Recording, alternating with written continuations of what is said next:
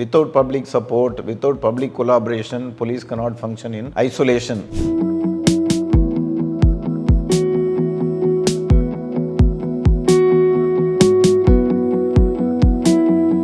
ஒவ்வொரு காவல் நிலையத்திலும் நெய்பர்ஹுட் போலீஸ் அப்படிங்கிற ஒரு கான்செப்ட் வச்சிருக்கிறோம். அந்த போலீஸ் ஸ்டேஷனில் உள்ள ஏரியாவை சின்ன சின்ன பகுதிகளாக பிரித்து ஒவ்வொரு பகுதிக்கும் ஒரு காவல் அதிகாரி போட்டு அவரை பற்றிய தகவல்கள் அந்த பகுதியில் மக்கள் பார்க்கக்கூடிய எல்லா இடங்கள்லையும் சின்ன சின்ன ஃப்ளெக்ஸ் போர்டு வச்சு அவருடைய ஃபோட்டோ, ஃபோன் நம்பர் எல்லாம் கொடுத்துருக்குறோம். அந்த neighbourhood police officer every week ஒரு ஆஃப் டே, சாட்டர்டே இல்லைனா சண்டே அந்த பகுதிக்கு போய் அந்த பகுதியில் உள்ள ரெப்ரசன்டேட்டிவ்ஸ் ஆஃப் பீப்புள், அது பொலிட்டிக்கல் ரெப்ரசன்டேட்டிவ் இல்லை local body councillors, retired police officers, retired revenue officials, government ஜாப்லேருந்து ரிட்டையர் ஆன எனி அஃபிஷியல், அதே போல் அந்த பகுதியில் உள்ள சோசியலி ரெஸ்பான்சிபிள் பீப்புள், கொஞ்சம் சமூக ஆர்வலர்கள் இருக்கிறவங்க, இவங்களெல்லாம் சந்தித்து அவங்ககிட்ட என்னென்ன பிரச்சனைகள் அந்த பகுதியில் இருக்குது, போலீஸ் இன்னும் எப்படியெல்லாம் கொலாபரேட் பண்ணலாம் அப்படிங்கிற தகவல்களெல்லாம் சேகரித்து அதை டேட்டா பேஸில் ஏற்றிட்டு இருக்கிறாங்க. அதை நாங்கள் ஒவ்வொரு வாரமும் அனலைஸ் பண்ணி அதில் எடுத்த நடவடிக்கைகள், இன்னும் எடுக்க வேண்டியது என்னென்ன இருக்குது அப்படிங்கிறத தெரிஞ்சுட்டு அதில் நடவடிக்கை எடுக்கும். இது ஒரு direct collaboration with the public. சொர்க்கா ஃபவுண்டேஷன்